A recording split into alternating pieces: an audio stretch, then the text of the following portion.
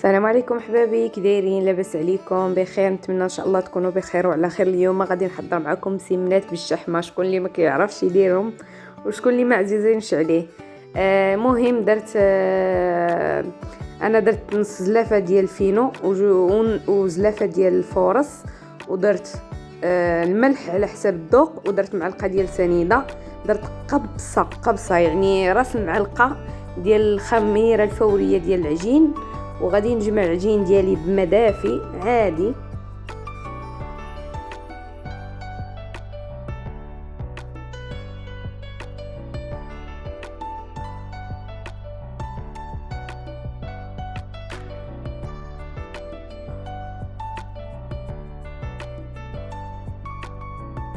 من بعد ما دلكت العجينه كيف ما كتشوفوا، غادي نخليها دلكتها تقريبا واحد 5 دقائق، غنخليها ترتاح 10 دقائق او لا ربع ساعه ونرجع ليها.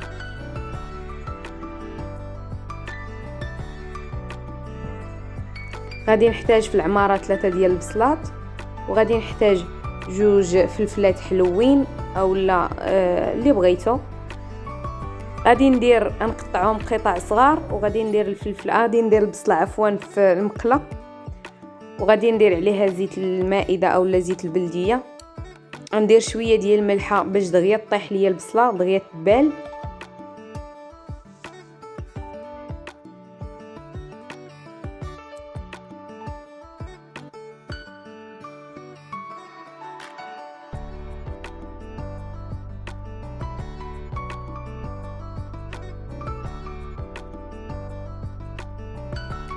غادي نزيد ديك الفلفله اللي قطعتها هي مكعبات صغيره.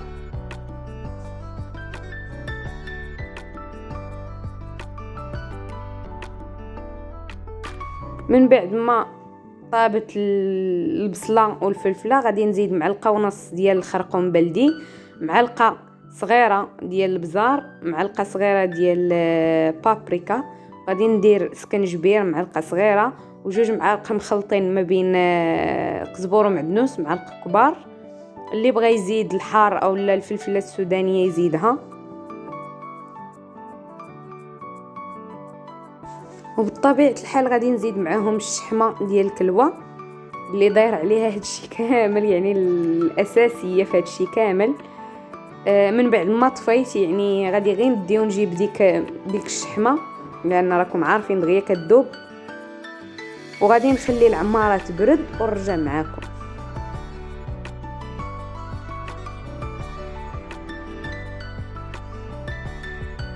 وجدت العماره وخليتها كتبرد، وهنا العجينه كيف ما كتشوفوا راها ارتاحت، ودهنتها بالزيت شويه، وغادي نبدا نكورها كويرات كل واحد كيفاش بغى. يعني انا بغيتهم مايان عادي، غادي نديرهم كويرات عاديين.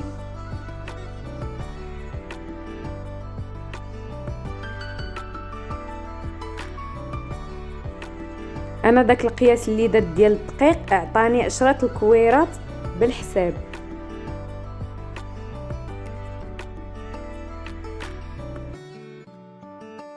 من بعد ما شكلت الكويرات غادي نخليهم يرتاحوا واحد 5 دقائق بما بردت الحشوه ونرجع معكم.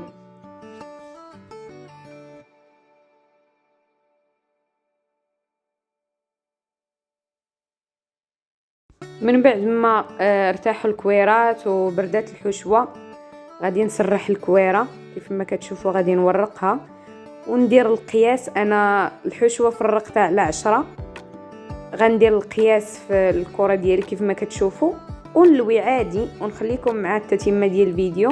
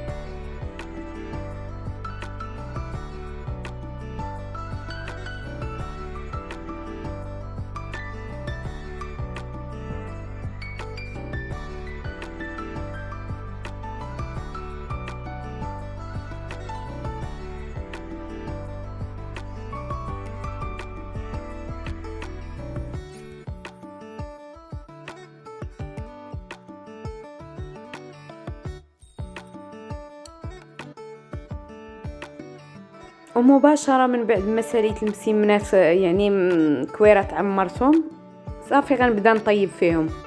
درت المقله تسخن وغنبدا نطيب.